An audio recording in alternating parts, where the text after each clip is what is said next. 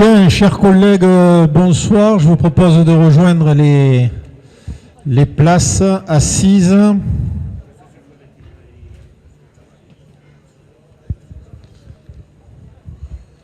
Vous pouvez venir garnir les premiers rangs. Hein. On prend les bons élèves aussi. Toi, tu es bon élève, je te félicite.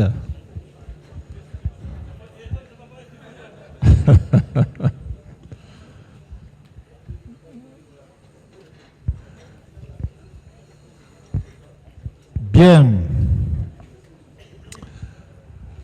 Avant de commencer officiellement la réunion, bien sûr, je vous adresse, pour ceux que je n'ai pas vus encore, hein, mes meilleurs voeux pour cette nouvelle année, à vous, à vos proches, à vos collectivités, bien sûr. Et on va en profiter pour se souhaiter aussi une très belle année au niveau de la communauté de communes et notamment au niveau de nos projets, en espérant que nous pourrons les réaliser tels que nous allons encore ce soir le définir. Bien, on va commencer par les excusés avec procuration. Alors, Gilbert Angelina est excusé à donner procuration à Sylviane Lavedrine. Ginette Busca est excusée à donner procuration à Antoine Rodriguez. René Casalet est excusé à donner procuration à Damien Souk. Yvette Delclos est excusée sans procuration. Sylvie Domingue excusée à donner procuration à Patrick Tembar. Éric Estac excusé à donner procuration à Gérard Cambus. Jean-Louis Echen est excusé. Muriel Ferré est excusé à donner procuration à Jean-Noël Vigneault. Martine Froger excusée à donner procuration à Olivier Raton. Léo Garcia est excusé à donner procuration à Marie-Christine Hénat-Pince. Daniel Encamp, excusé à donner procuration à Alain Barry. Philippe Martin Lempereur est excusé. Richard Ménard, excusé à donner procuration à Denis Lourdes. Anselme Pognant est excusé. Thierry Respeau est excusé. Évelyne Rollin-Puissévert, excusé à donner procuration à Jean-Jacques Méric. Gilles Soula est excusé. Alain Torté est excusé à donner procuration, je n'ai pas le nom, donc il faudra... à Jean-Claude Degas, merci. Et j'en ai terminé avec les excusés et les procurations. Premier point, vous le savez, on va désigner notre secrétaire de séance. Je regarde sur cette table s'il y a un ou une volontaire. L'élection va être facile, je vous l'assure. Monsieur le Premier vice-président me souffle qu'il est prêt à être candidat. Vous avez eu le temps de faire la campagne pour ce secrétariat? Bon, on va le vérifier de suite. Qui est contre? Qui s'abstient? Vous avez fait une très bonne campagne. Merci. On passe à l'approbation des derniers procès-verbaux. Donc, il y en avait deux. Il y a le procès-verbal du jeudi 7 décembre. A priori, on nous a fait remonter aucune remarque. Donc, si c'est toujours le cas dans la salle, on va passer à l'approbation. Y a-t-il des oppositions? Des abstentions? Il n'y en a pas, je vous remercie. Concernant le deuxième du mardi 19 décembre, il y a une demande de rectification d'un collègue, M. Pascal Audabram, qui était présent, en souhaitant donc rajouter les inquiétudes exprimées sur le sort des employés d'office du tourisme Couserans, des conséquences pour ces derniers liées à un probable changement de fonctionnement. Et on en avait parlé, hein, puisqu'il y a un bureau d'études qui est en train de réfléchir à l'évolution des statuts juridiques de l'office du tourisme. Et donc, apparemment, ça avait été oublié.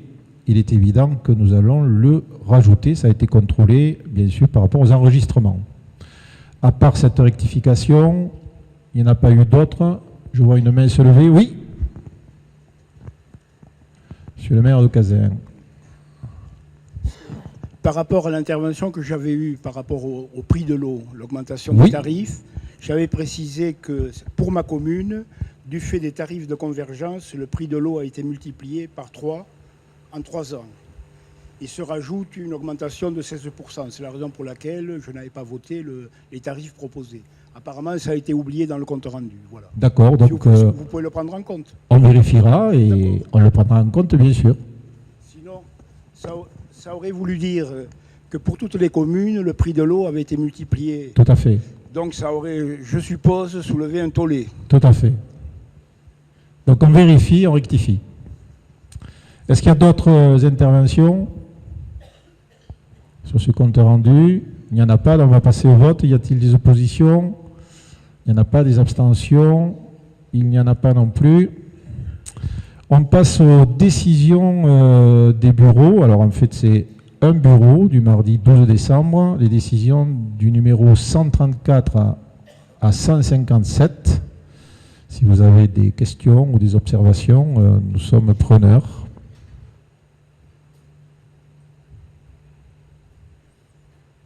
Pas d'intervention. OK. On continue avec les décisions du président. Donc il y en a deux, c'est la numéro 10 et la numéro 11.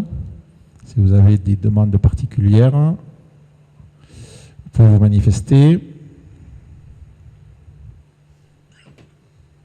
Pas de main qui se lève.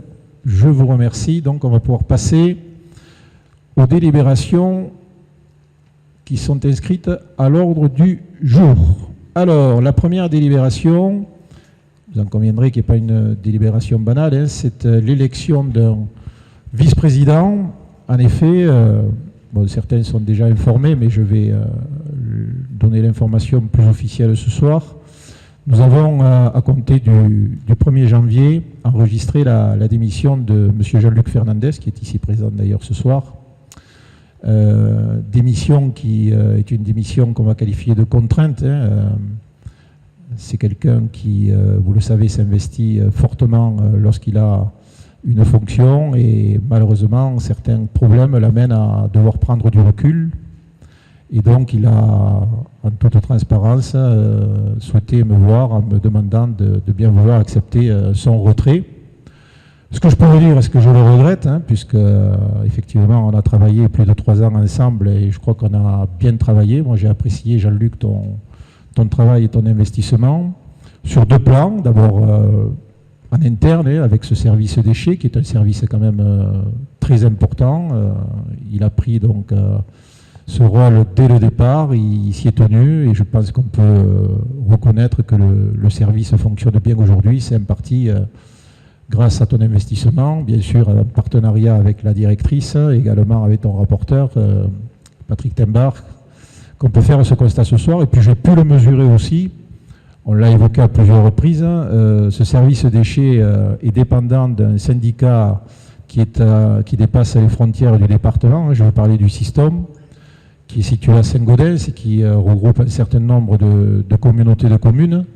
Et là, il faut avouer que je t'ai envoyé dans une tâche très très compliquée, puisque c'était une période où beaucoup de choses étaient remises en cause au niveau de ce syndicat et de notre syndicat, qui est un CIVOM. Tu as porté la voix du Couserans et j'ai été témoin, puisqu'à plusieurs reprises j'ai pu t'accompagner pour que finalement nos intérêts soient plus que préservés, puisqu'on a, je pense, obtenu gain de cause, notamment sur une approche tarifaire qui ne correspondait pas forcément à ce que nous voulions, et tu as été écouté, accepté. Et ensuite, pour donc une réorganisation du système qui était aussi complexe, et tu as été un de ceux qui ont travaillé avec le président Grigzac, qui, je crois, viendra te rencontrer dans quelques jours. Voilà, je souhaitais, au nom de tous, te remercier pour ce travail. Je n'ai pas été étonné, te connaissant d'avant, je sais que quand tu t'investis dans une tâche, tu le fais à fond. Je précise quand même, vous le voyez, il est avec nous ce soir, qui restera conseiller communautaire à nos côtés. Donc Jean-Luc, au nom de tous les élus, merci pour le travail fait pendant 3 ans.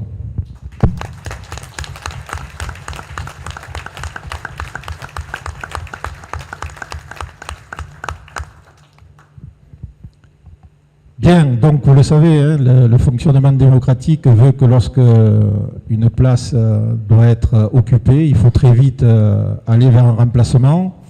Donc on va ce soir être amené à désigner un nouveau vice-président. Bon, le bureau qui était réuni la semaine dernière va vous donner un peu son souhait. On a essayé de conserver une cohérence. Nous sommes à 2 ans de la fin du mandat. Vous savez que ce sont des binômes qui travaillent, hein. Il y a un vice-président et il y a un rapporteur, donc on a souhaité que il y a au moins une candidature émanant du rapporteur de cette commission, à la personne de Patrick Tembar.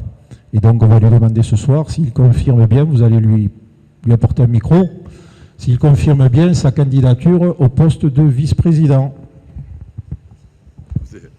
Je ne sais pas si j'ai déclaré ma candidature ou si c'est Jean-Noël qui l'a sollicité, pensant que, compte tenu de mes fonctions de rapporteur, j'avais le plus, disons, je donnais quelques assurances quant à la continuité de la politique et du gros boulot fait par Jean-Luc. Pour la partie déchets, moi, je m'étais plutôt concentré sur les sujets d'énergie renouvelable. Bon, écoutez, si vous m'accordez votre confiance, j'essayerai non pas de succéder, mais non, oui, bien sûr de succéder, disons d'assurer un intérim jusqu'à la fin de la mandature de la mission qu'a exercée brillamment jusque-là Jean-Luc. Voilà. Merci, donc on enregistre cette candidature et nous allons bien sûr poser la question à savoir est-ce qu'il y a d'autres candidats dans la salle pour occuper ce poste de vice-président qui aura donc la double compétence, service des déchets et effectivement tout ce qui tourne autour des énergies renouvelables.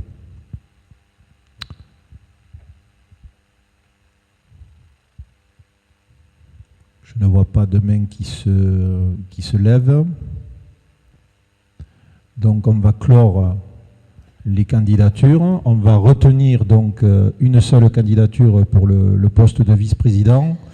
Et comme quand même ce sont des postes importants, il y a une procédure, c'est le vote à bulletin secret, et je vais vous demander de la respecter. Donc on va vous donner des enveloppes, des bulletins. On va vous demander de passer dans l'isoloir rapidement et de vous exprimer.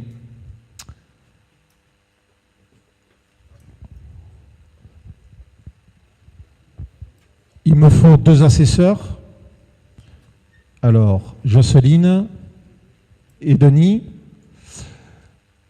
L'urne, je ne sais pas où elle est. Il faut la rapprocher.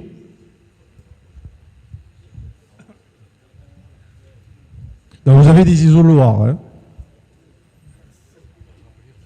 Oui. Ça serait bien d'y passer pour qu'on n'ait pas après des soucis avec la préfecture. Et ceux qui ont des procurations, bien sûr, vous récupérez 2 enveloppes et 2 bulletins.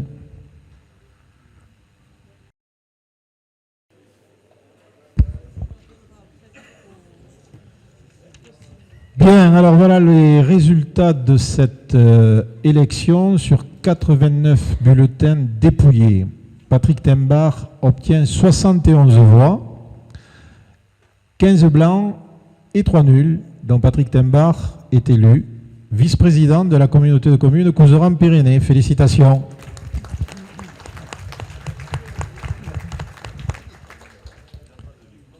Et donc, Monsieur Tembar, avec votre nouvelle fonction, vous nous rejoignez à la table. Merci.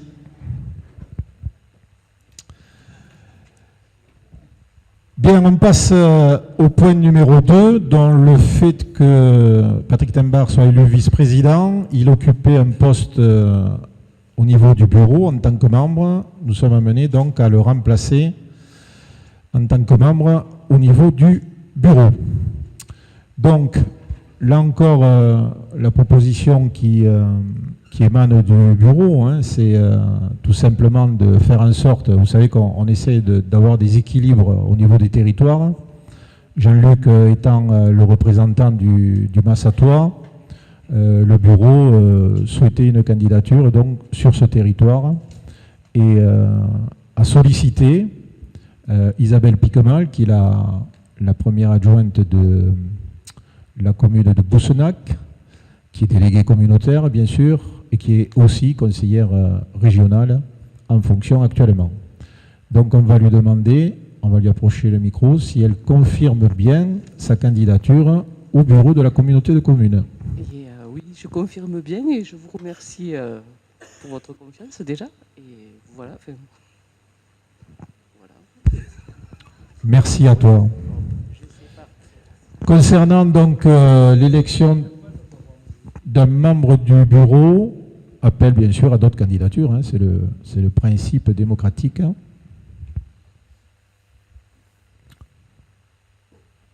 Je ne vois pas de main se lever, donc on va clore les candidatures. On va enregistrer la candidature d'Isabelle Piquemal. Et comme là encore, il s'agit d'une élection au bureau, comme elle est vice-président, on va respecter le processus. C'est-à-dire qu'on va vous demander, oui, on va vous demander de passer par l'isoloir pour également cette élection. Je vous remercie.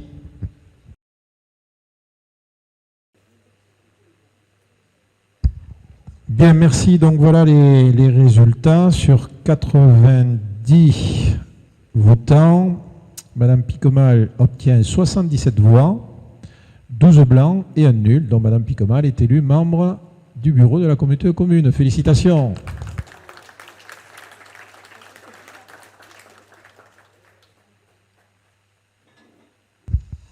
Bien, on continue donc sur les désignations. On va passer à la désignation suivante. Donc, ça concerne le système, j'en parlais tout à l'heure, hein, où Jean-Luc a œuvré pendant plus de 3 ans.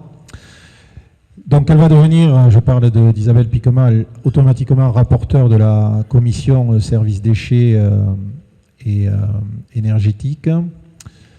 Et donc, ce que nous vous proposons, c'est bien sûr qu'elle soit aux côtés de Patrick Tembar, représentant de la communauté de communes, au sein de ce syndicat. Les réunions sont à Saint-Gaudens.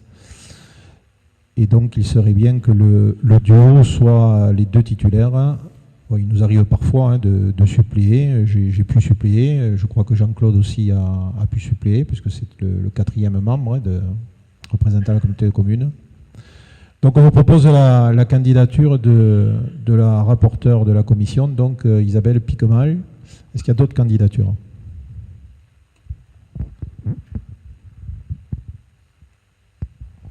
Donc pas d'autres candidatures, on va clore les candidatures. Alors comme il y a un seul nom, que là on est sur des désignations à des syndicats, traditionnellement je vous demande de l'autorisation de lever le vote secret.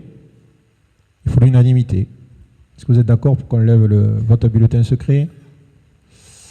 Apparemment, oui, avec enthousiasme presque. Alors, on va passer au vote à main levée concernant donc la candidature d'Isabelle Piquemal pour nous représenter au système aux côtés de Patrick Tembar. Qui est pour? Je vous remercie. Qui s'abstient? Il n'y en a pas. Qui est contre? Il n'y en a pas non plus. Je vous remercie. On enchaîne avec la désignation d'un délégué au niveau donc de l'abattoir, dans le cadre de la société coopérative d'intérêt collectif. Jean-Luc en était membre. Là aussi, c'est vrai que tout à l'heure, j'ai axé le discours sur sa fonction on va dire la plus importante qui était les déchets, mais il nous a aussi représentés au sein de l'abattoir et il continue à travailler à nos côtés puisque vous savez que l'abattoir est un outil auquel on tient et il faut essayer d'assurer sa pérennité. J'ai créé un groupe de travail là, il y a quelques temps avec bien sûr les membres plus quelques élus qui nous ont rejoints. J'ai demandé particulièrement à Olivier Pagès, qui est, vous le savez, un chef d'entreprise, de venir s'intéresser également à l'abattoir et voir comment on pourrait proposer des scénarios de pérennisation. Et c'est en toute logique donc que le bureau est amené ce soir à vous proposer sa candidature au niveau de cette société coopérative d'intérêt collectif. Est-ce qu'il y a d'autres candidatures?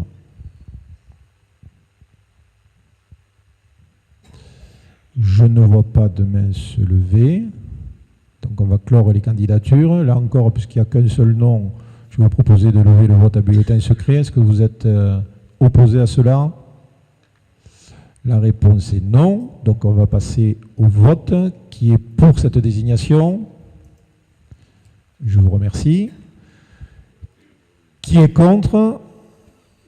Qui s'abstient?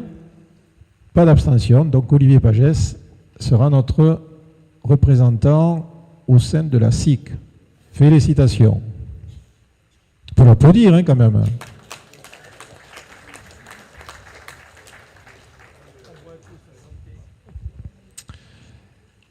Toujours désignation. Jean-Luc était également impliqué au CIAS, puisque à travers le CIAS, nous avons à gérer l'EHPAD de Massat et représenter le territoire de Massat pour faire fonctionner cette EHPAD. Hein. Nous sommes un certain nombre à être membres du conseil d'administration que je préside. Et donc là, encore en toute logique, on va vous proposer la candidature d'Isabelle Piquemal, hein, qui est du territoire, et qui donc, si elle était désignée, remplacerait Jean-Luc et représenterait le territoire du Massatois. Est-ce qu'il y a d'autres candidatures? Oui. Alors, on va vous tendre un micro.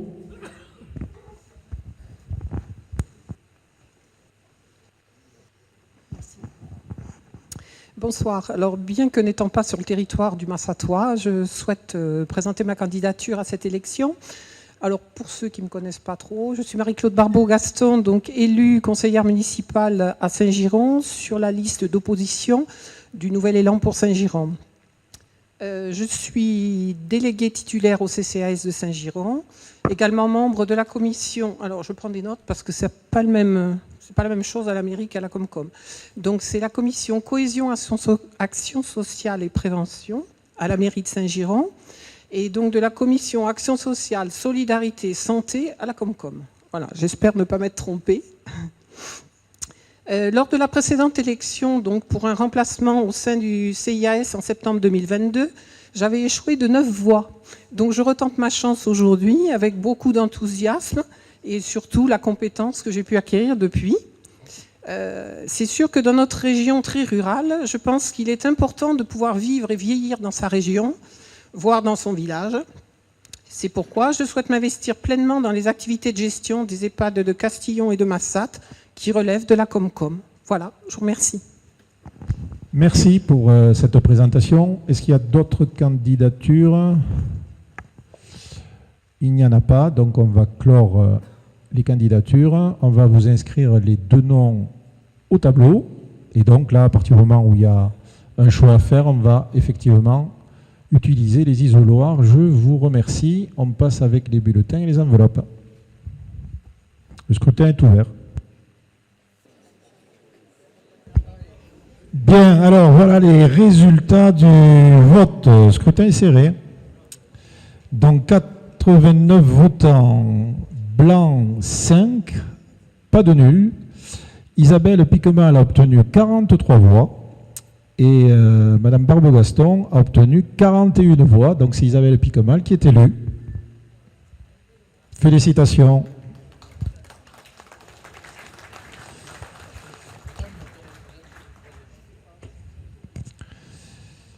Mais c'était un scrutin serré.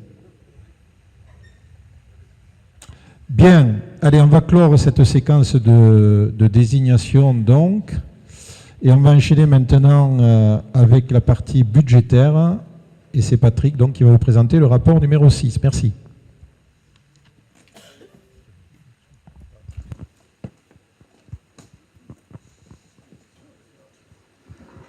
Donc, il s'agit d'une DM pour le budget annexe de la zone artisanale du Pitarlé. Donc, il manque un peu d'argent, donc c'est des budgets qui s'équilibrent avec le budget principal après. Mais pour les charges financières, hein, avec les emprunts qui avant il n'y en avait pas, maintenant il y en a.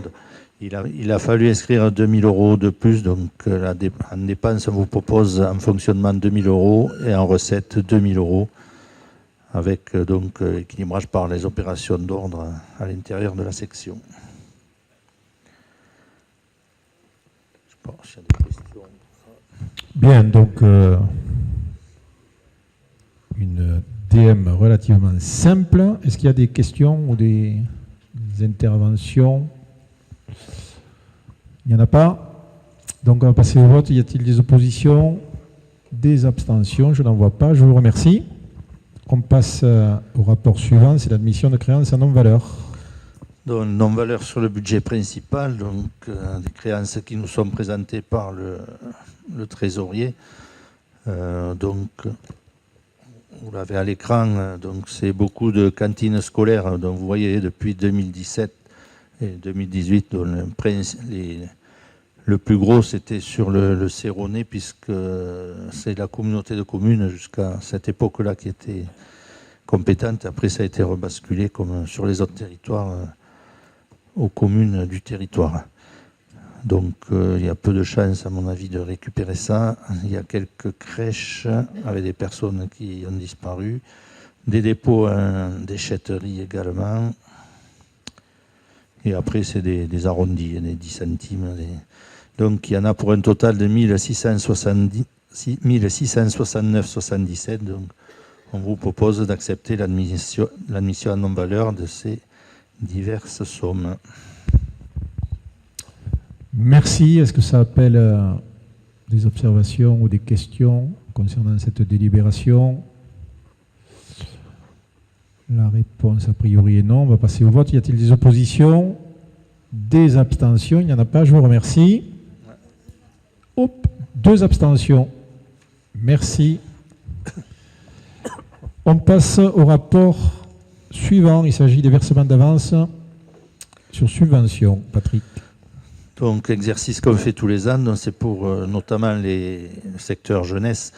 Donc, on verse des acomptes en janvier, une autre somme au mois de juin et le solde en novembre. Donc, les 2 derniers acomptes seront en fonction des sommes qu'on votera au budget. Et là, on propose donc de voter pour l'acompte de janvier pour l'association 117 Animation Jeunes. Donc sur le Céronais, donc une somme qui correspond, comme les autres années, à 40% de la subvention qu'on a versée en 2023. Et donc on vous propose d'accepter un acompte en janvier de 140 190 €. Même chose pour l'association d'animation montagnarde du Biros, donc l'école de Saintin. Donc 40% également, une subvention 2023 de 21 000 €. Et donc un acompte de janvier à 8 400 €. Donc l'AFR, donc c'est secteur jeunesse sur le Massatois, donc subvention 2003 223 773 et d'un acompte pareil 89 509 €.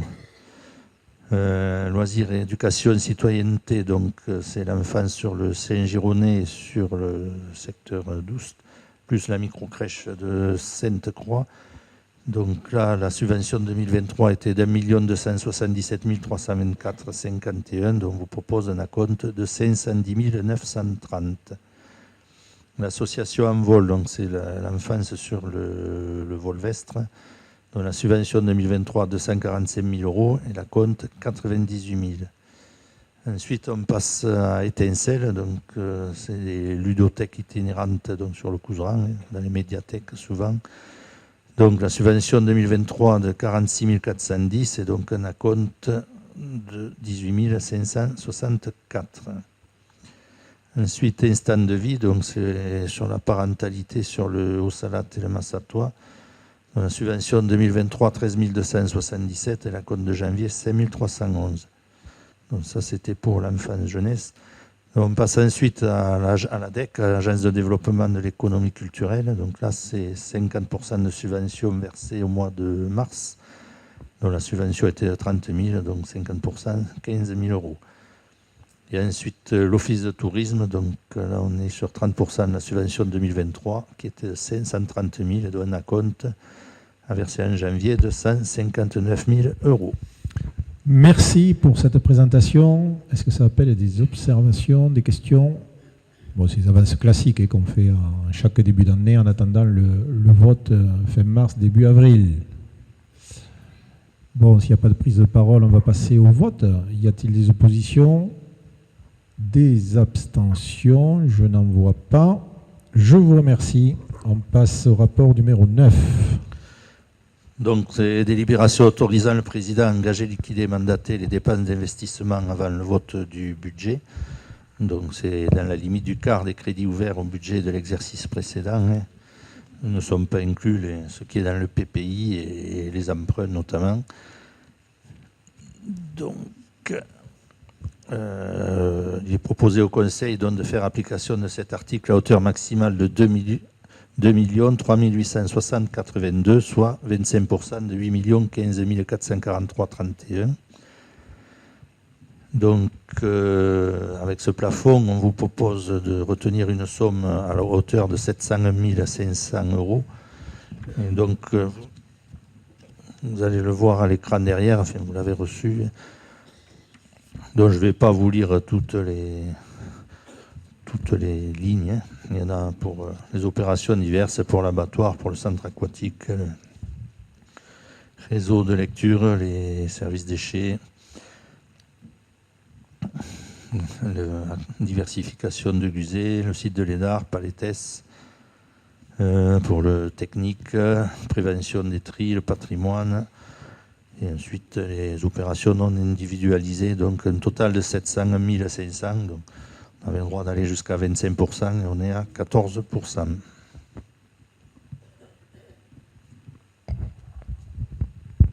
Merci pour la présentation. Est-ce que ça appelle des observations ou des questions? Bon, là aussi, délibération classique en début d'année. Je ne vois pas de main se lever, donc on va passer au vote. Y a-t-il des oppositions? Il n'y en a pas. Des abstentions? Non plus. On poursuit avec le rapport numéro 10. Merci.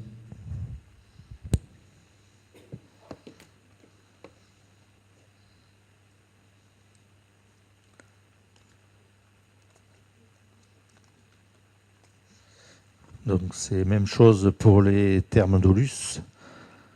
Donc le montant maximal donc, est de 25%, ce qui représente 242 525, et on vous demande d'accepter de faire une ouverture de crédit à hauteur de 50 000 €. Donc là on est à 7 000 € pour les frais d'études et 13 000 € pour les immobilisations corporelles. 30 000 pour les IMO en cours, soit 50 000 €.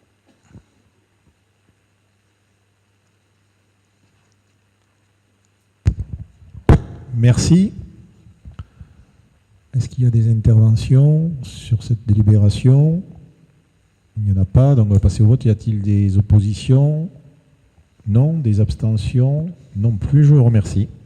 Rapport numéro 11. Donc, même chose pour le service des eaux, donc total dépense de 4 792 017, donc 25% représente 1 198 4,25 €. Donc on vous propose d'ouvrir des crédits à hauteur de 785 250. Donc pareil, vous allez l'avoir à l'écran, donc opération non individualisée 50 000. Les travaux sur station 50 000, travaux sur réseau 500 000, les branchements 3 750, les travaux sur réservoir 50 000, les études et diagnostics 17 500, travaux bâtiments 25 000, les périmètres de protection 11 250, les appels projets qualité Montagagne 6 250, même chose Montels 2 500, des études diverses à hauteur de 6 250, et travaux restructuration réseau du Carole à la commune de Le Port, 62 750. Donc, total 785 250.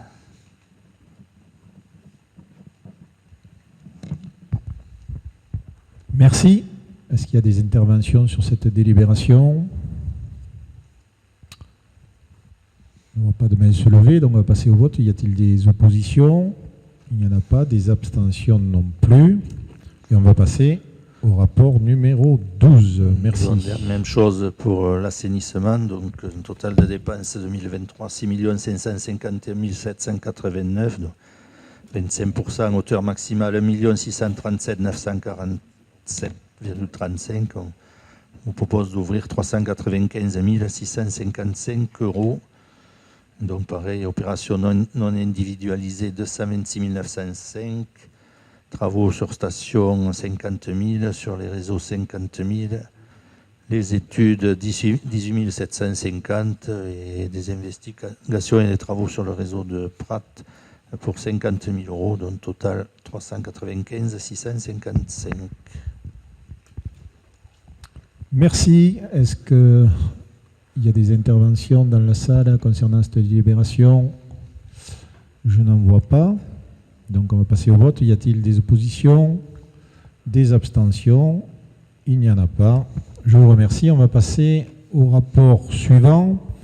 Avant, je voudrais faire une petite introduction et ensuite Patrick enchaînera. On va passer effectivement à plusieurs délibérations maintenant qui vont engager des plans de financement. Donc vous savez qu'on est venu sur les territoires. On a fait 4 réunions. Je vais faire une synthèse rapide pour ceux qui n'ont pas pu participer à ces réunions. On est venu vous présenter d'abord les contours de ce que sera le résultat 2023. Il faut en dire un mot, puisque vous vous souvenez qu'on a connu une année difficile en 2021, touchée directement financièrement par la crise Covid. C'est 1 million d'euros qui manquait à la fin de l'année avec une épargne négative. Donc 2022, il a fallu avoir une gestion de rigueur, il faut appeler ainsi ce que nous avons pu faire en 2022. De façon à redresser la barre, on l'a redressée, puisque vous vous souvenez qu'en fin d'année dernière, l'épargne nette était à plus d'1 million. Et le tout était de savoir si on allait confirmer en 2023, avec un peu plus donc, de souplesse, notamment au niveau des recrutements, puisque le 0,12 en 2022 avait été impacté, on avait retardé des recrutements. En 2023, on les a finalement honorés, parce qu'on a des besoins, bien sûr. Et donc le résultat, qui n'est pas définitif, vous le savez, à cette période-ci, mais qui ne sera pas loin du chiffre que je vous annonçais, confirme effectivement cette trajectoire, puisqu'on aura un résultat qui sera de l'ordre de 900 000 euros, donc pas très loin du million. Donc ça, c'était la première bonne nouvelle. La deuxième, on a essayé de travailler avec la commission finance une prospective qu'on fait chaque année, avec une volonté d'avoir des simulations jusqu'en 2030, puisqu'on arrive quand même sur la deuxième partie du mandat. On va engager pas mal de travaux d'ici la fin, on va les lister ce soir. Et la question était de savoir d'abord si on pouvait les assumer, et ceux qui étaient présents aux réunions du territoire, vous connaissez la réponse, encore plutôt une bonne nouvelle, c'est qu'on va pouvoir les assumer tous. Je m'étais engagé, moi, à les réaliser d'ici la fin du mandat, donc je pense qu'on va y arriver. Et surtout de regarder l'après, c'est-à-dire pour la mandature suivante avec nos successeurs. Est-ce que le fait d'engager ces travaux va finalement pénaliser la communauté de communes pour les mandats futurs? Au contraire, est-ce qu'on garde encore des marges de manœuvre? Et la prospective nous laisse penser effectivement qu'on va garder des marges de manœuvre, puisqu'on serait amené à pouvoir assumer à peu près 3 millions d'investissements par an jusqu'en 2030. Alors tout cela, au niveau de la prospective, en essayant donc d'englober tous les projets, je vous l'ai dit, en maintenant bien sûr des investissements courants également à un niveau important. Je pense notamment à l'abattoir, à l'aide à l'immobilier d'entreprise pour l'économie, mais pas que. Je ne vais pas tout citer. Dans les investissements courants de l'ordre d'1 million, 1,5 million, il y a beaucoup de choses. En prévoyant donc des études pour les futurs projets, et bien sûr, je vous l'ai dit, des moyens financiers pour mener les nouveaux projets. Alors finalement, ça tombe bien, puisqu'on a un projet de territoire qui est notre feuille de route, qui se termine en 2026. Donc il faut écrire un nouveau projet de territoire 2026-2036. C'est ce que nous ferons l'an prochain, en 2025. Et donc ça nous permettra, une fois qu'on aura fait ce travail collectif, de donner de nouveaux axes et de définir certainement de nouveaux projets qu'il nous faudra financer. Cette prospective, je le précise, a été faite aussi en partant du principe qu'on ne toucherait pas au taux d'imposition. C'est important de le savoir. Ensuite, bon, quand vous êtes sur des horizons jusqu'en 2030, on ne sait pas ce que l'avenir nous réservera. On a essayé quand même d'avoir une prospective raisonnable et pas excessivement optimiste. Ce que je voulais vous dire également, avant de passer la parole à Patrick, qui va vous montrer donc le PPI actualisé, et avec les épargnes dettes qu'on arrive à dégager année après année, on a prévu un niveau d'emprunt qui reste le niveau moyen, c'est-à-dire on emprunte régulièrement 3 millions par an. Et sur cette prospective, on garde à peu près le même cap. On va emprunter, si nous votons le budget tel qu'il vous sera présenté, 3 millions cette année. L'année prochaine, il y aura un pic, donc on sera à 4 millions, et les années suivantes, on descendra à 2 millions. Donc voilà tous les critères qui sont rentrés dans le travail de la prospective, et donc avec les résultats que je viens de vous annoncer. Et Patrick va le repréciser en vous présentant donc le plan pluriannuel d'investissement. Donc sur les gros projets que nous avons à mener d'ici 2026. Le centre de santé du Volvestre, bien sûr, les travaux ont commencé. L'office du tourisme de Sexe, qu'il faut reconstruire. L'observatoire astronomique de Guzet, nous étions encore en réunion cet après-midi avec des perspectives très intéressantes. Le centre culturel du Couserans, qui sera à Saint-Giron, je l'ai bien dit. Et enfin, la gendarmerie de la Bastide de Seyroux. J'insiste pour les élus de ce secteur, et notamment le maire de la Bastide, qui est présent ce soir, le voilà. Ça n'apparaîtra pas ce soir dans les demandes de subvention 2024, mais par contre, vous allez le voir, ça apparaît bien sûr dans le plan pluriannuel d'investissement, et donc ces travaux devraient démarrer fin 2025, et donc un an de travaux pour que la gendarmerie soit livrée en 2026. Voilà quelle est notre feuille de route. Patrick, je te laisse présenter le PPI. Oui. Donc il est affiché derrière moi. Donc la première colonne 2023, donc c'est ce qui a été réalisé. Donc pour la suite, dans la première ligne, le centre de santé du Volvestre, donc les travaux ont débuté il y a une semaine. Donc pour 2024, il est proposé 1 200 000 € dans le PPI. Et le solde, les dernières factures à payer en 2025, donc pour 145 591 €. Donc un total d'opération qui serait de 1 396 332. Donc, tous ces chiffres-là sont TTC. Pour l'office de tourisme de Sexe, donc en 2024, donc, il est prévu que ça commence d'ici dans le deuxième semestre, disons. Donc 113 000 € et le solde en 2025 à 205 618, donc avec un objectif d'ouverture pour la saison 2025, et un total de 331 902. Dans l'observatoire, dans le centre de santé, les travaux sont engagés, les marchés sont attribués, donc on est sauf quelques avenants qu'il peut y avoir sur du montant des travaux. Donc pour l'office de tourisme, donc c'est les estimations d'architectes. Pour l'observatoire astronomique, c'est la même chose. Donc travail dans les hauteurs, donc travail possible qu'en été. Donc il est proposé pour l'été, pour 2024, 534 000 €, et pour une livraison en 2025 avec 623 452, une opération à 1 173 319. Le centre culturel, donc pour 2024, donc pareil, l'idée ça serait de démarrer après l'été, donc 2 200 000 €. Le gros du chantier en 2025, 6 500 000, et les dernières factures sur 2026, 1 695 695, pour un total de 10 678 075, qui correspond à peu près à 9 millions hors taxes. La gendarmerie de la Bastide, donc, comme l'a dit le président, début des travaux en 2025, donc pour 200 000 €. En 2026, le gros 900 000 et le solde en 2027 pour 200 000 €, une opération à 1 350 000 €. Donc là, c'est des estimations, puisqu'on n'a pas encore de plan. Aide à l'immobilier d'entreprise, donc c'est pour aider les entreprises qui veulent s'installer ou se développer, donc 300 000 € par an. L'abattoir, donc en 2024, il y a des restes à réaliser, notamment avec le plan de relance, donc il y a 491 000. Et on a prévu, donc il y a toujours des remises aux normes de prévues, 150 000 € par an. Les investissements courants, donc avec les restes à réaliser en 2024, 1 544 498, 1 100 000 en 2025 et 1 600 000, 1 650 000 et 1 500 000 par la suite. Les projets divers, donc en 2024, 2025, 2026, 100 000 €. Et ensuite, comme il a été dit, donc pour les années 2027 à 2030, une somme de 3 millions donc, pour des projets qu'on ne connaît pas aujourd'hui, mais qui pourraient avoir lieu à partir de là, donc 3 millions par an. Et les attributions de compensation aux communes, c'est celles qui avaient les communautés de communes qui avaient la compétence voirie qu'on a restituée, donc ça ne change pas, 286 948 par an.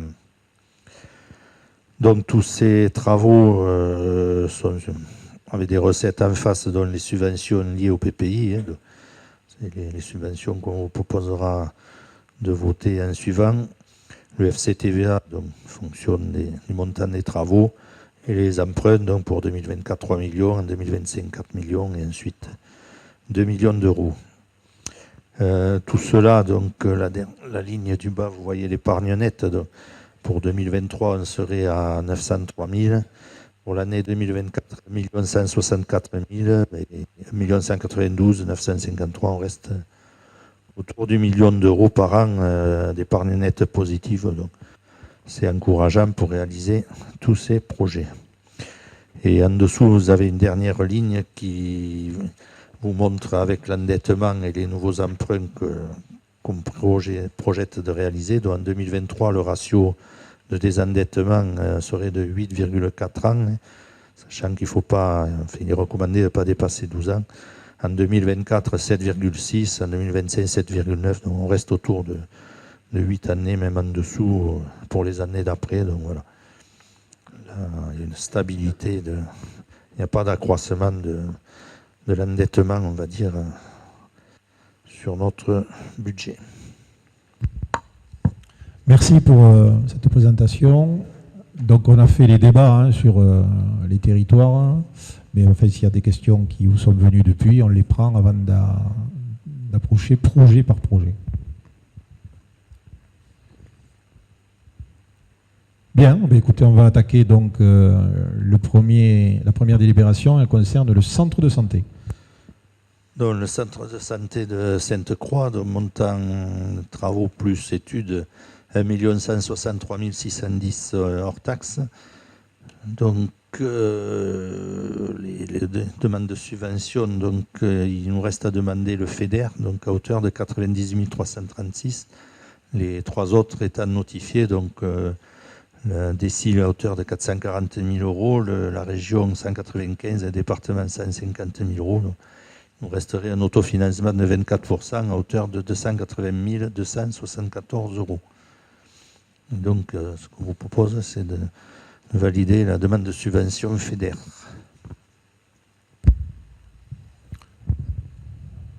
Sur ce dossier, est-ce qu'il y a des interventions? Donc il nous manque cette subvention Europe qu'il faut qu'on aille chercher. Alors on va passer au vote. Y a-t-il des oppositions? Des abstentions? Il n'y en a pas, je vous remercie. On passe au rapport suivant, il concerne l'Office de tourisme de Seix. L'Office de tourisme, donc un total de l'opération à 276 585 euros. Donc là, pareil, le département a déjà notifié 42 235. Donc, ce qui vous est proposé, c'est d'accepter de voter une demande DETR de 50%, soit 138 292,56. Et donc, il nous resterait un autofinancement à hauteur de 34,73% à 96 057,41 euros. Donc on vote les plans de financement et après, derrière, il y aura une autre délibération axée essentiellement sur la DETR. Est-ce que vous avez des interventions concernant ce dossier? Alors on va passer au vote. Y a-t-il des oppositions? Des abstentions? Il n'y en a pas, je vous remercie. Dossier suivant, ça concerne l'Observatoire astronomique de Guzet.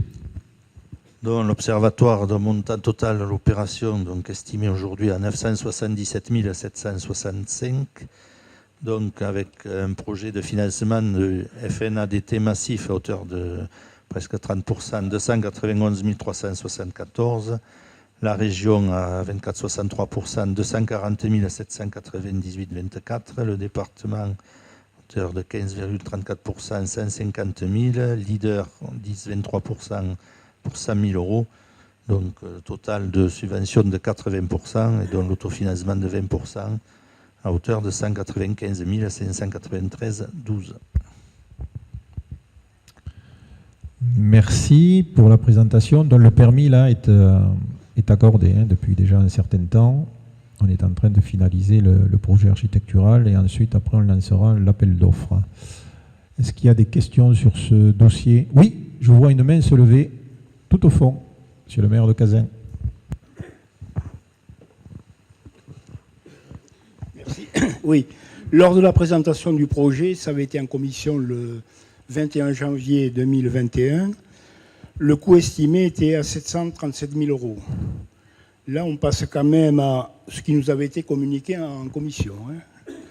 Là, on passe quand même à 1 173 318 €.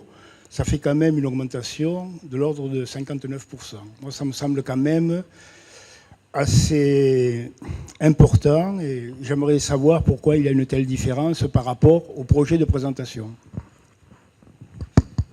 Oui, je crois que là, on a subi effectivement des augmentations très importantes évaluées par nos architectes sur la commande et aussi sur des difficultés d'acheminement des matériaux. On parle de l'observatoire de Gusset, là.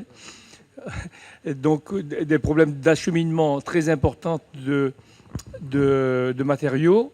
Au début, on avait prévu même un acheminement par hélicoptère, mais apparemment, il y a des difficultés par rapport aux rapaces et à la biodiversité. Et donc, il y aura des moyens de cheminement qui seront plus difficiles. Et même le prix des matériaux a augmenté de façon très conséquente. Voilà.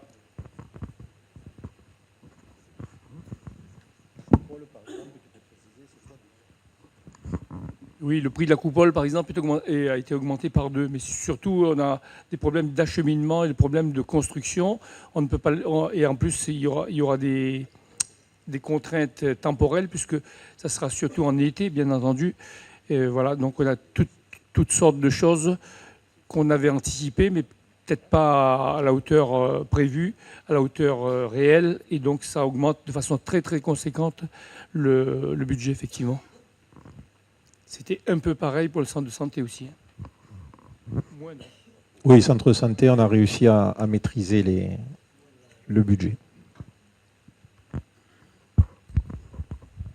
Sur ce dossier, est-ce qu'il y a d'autres interventions?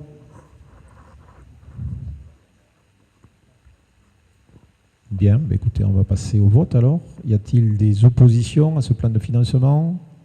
Des abstentions? Une. Alors je regarde si vous avez plusieurs pouvoirs. Vous en avez qu'un, hein? Donc 1, 2, 3, 4. Non, je ne peux pas. Vous essayez de laisser la main levée, s'il vous plaît, avec les cartons, sinon j'y arrive pas. Hein. On est reparti. 1, 2, 3, 4, 5, 6, 7, 8. Madame Fossé, sans carton, mais on valide quand même. 9, 10. 10 abstentions, c'est ça, on était au niveau des abstentions.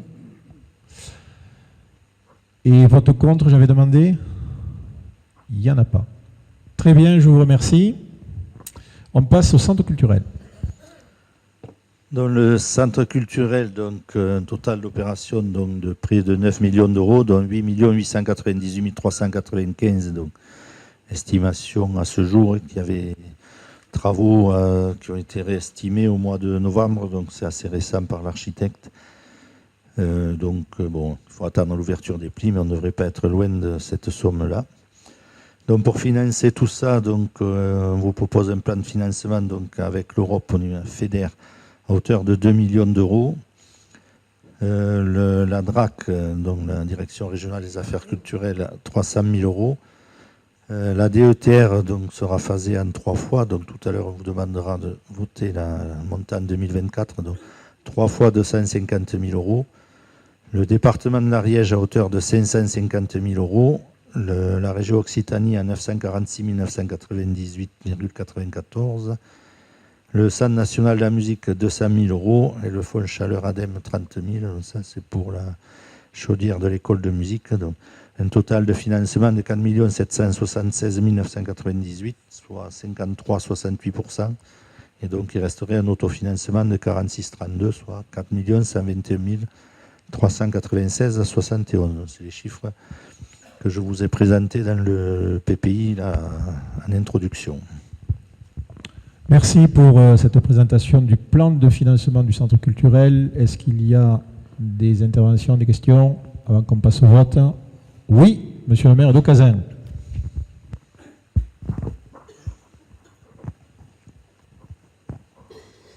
Oui. C'est juste une interrogation concernant le futur gestionnaire. Peut-on savoir qui est-il? Alors, je vous rappelle que ce projet, en fait, c'est 3 projets en un. Un cinéma, une école de musique et une salle de diffusion. Donc, en fait, il va y avoir plusieurs intervenants. Concernant le cinéma, vous le savez, je ne vais pas refaire l'histoire. On a fait un appel à manifestation d'intérêt, 2 porteurs de projets se sont manifestés. On a retenu 2 candidatures. C'est celle du porteur de projet qui est sur Saint-Gaudens actuellement et qui d'ailleurs s'engage aussi sur le même cinéma, Lannemezan, et qui sera donc avec nous à Saint-Giron. Donc c'est celui qui va faire fonctionner le cinéma et qui nous reversera d'ailleurs une redevance. L'école de musique, bien sûr, reste en gestion directe communauté de communes. On rappelle quand même qu'on a plus de 100 élèves aujourd'hui, issus de tout le territoire, qui sont accueillis dans des locaux qui ne sont pas du tout adaptés, qu'il est nécessaire de leur proposer des locaux neufs et surtout adaptés à cet enseignement important, donc à plus de 100 élèves. Et là, le 3e projet, c'est la salle de diffusion. Donc c'est une salle de diffusion identifiée SMAC, c'est-à-dire scène de musique actuelle. Elle est décrite ainsi dans le plan État-région, si vous allez le regarder, c'est précisé, c'est pas salle de diffusion, c'est salle SMAC. Et donc, et l'État et la région nous demandent de travailler avec la seule association qui est labellisée SMAC en Ariège, qui se trouve à Sainte-Croix-de-Bourgmestre, qui est l'association Arcade. Et on est en train de travailler avec un bureau d'études sur le conventionnement qui sera amené à être fait pour ce fonctionnement. D'autres questions ? Oui, Christophe Mirouz. Merci. Oui, juste une question concernant le financement. L'an dernier, à la même époque, à quelques jours près, le montant était de 10,9 millions, donc ça correspond pratiquement à celui annoncé ce soir. Et je voulais savoir si le centre culturel était exempt, lui, de l'augmentation des matériaux, à l'instar du centre médical de Sainte-Croix et de l'Observatoire, à moins que vous l'ayez intégré avec une anticipation. Merci. Alors, je pense que vous n'étiez pas présent lors des réunions de territoire. J'ai été amené à répondre à cette question, donc je vous donne la réponse ce soir. 2 choses. D'abord, toutes les réunions de travail ont consisté à faire en sorte que, surtout, le projet ne dérape pas. Et on a toujours été clair. Vous nous aviez donné un mandat l'année dernière, tant d'euros d'investissement. Donc, on a dit à l'architecte, vous débrouillez pour maintenir ce niveau d'investissement. Et de surcroît, dans le chiffre que l'on vous propose, ça a été dit par Patrick tout à l'heure, les 7,4 millions de travaux, c'est avec une marge de sécurité, puisque l'architecte a fait évoluer le coût entre 2022, je crois, et 2023, d'à peu près plus 10%. Donc à l'appel d'offres, on ne devrait pas avoir de trop mauvaises surprises, peut-être qu'on en aura de bonnes.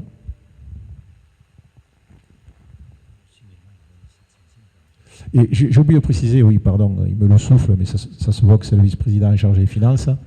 Le porteur de projet qui vient avec nous pour le cinéma amène 750 000 euros d'investissement.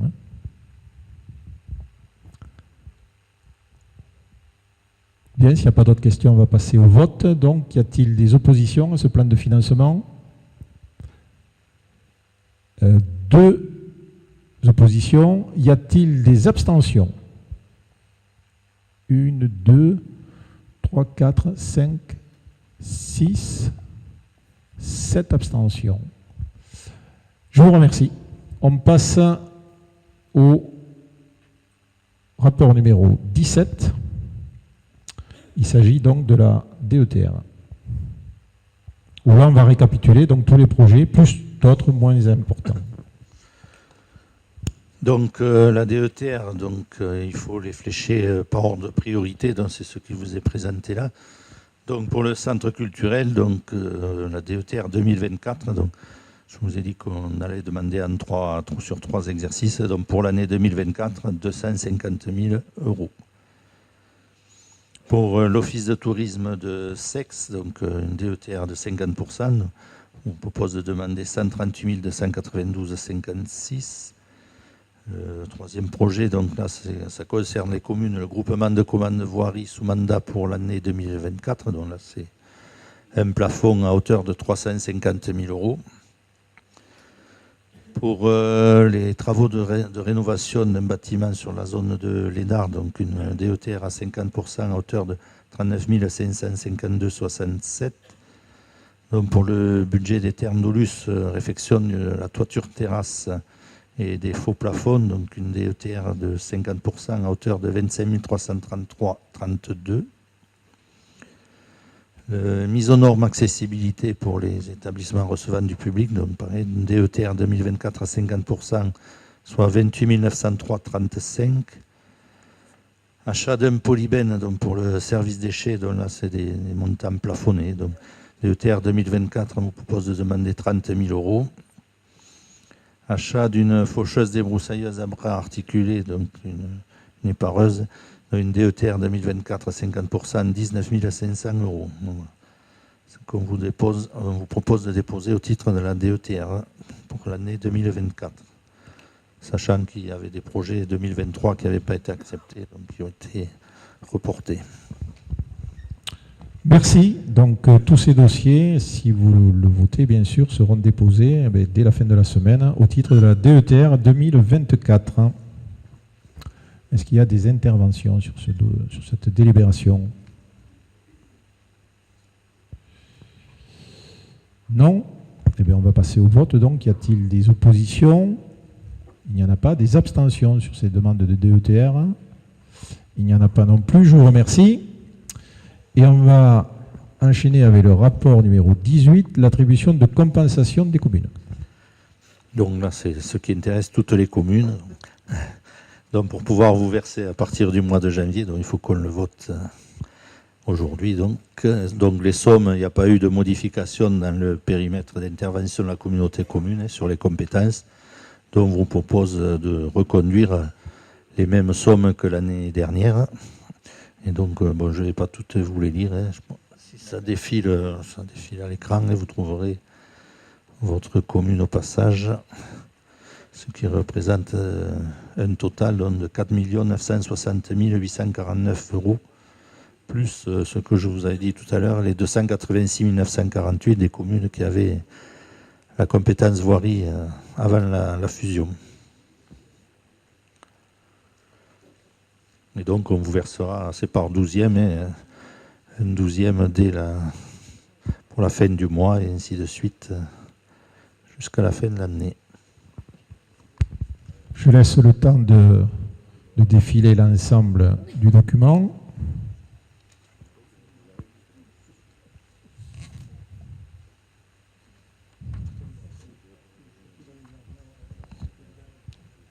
C'est bon, on est arrivé jusqu'au bout. On termine par la commune du Stou. Bon, est-ce que ça appelle des questions? Attribution de compensation. Pas d'intervention sur ce dossier. Bon, là aussi, c'est quelque chose que l'on voit tous les ans.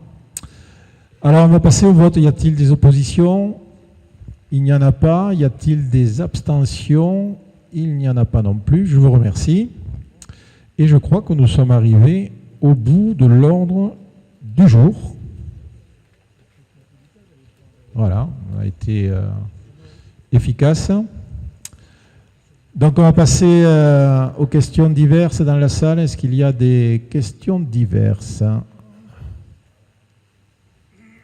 Donc dans la salle, il n'y en a pas. Michel, hop là.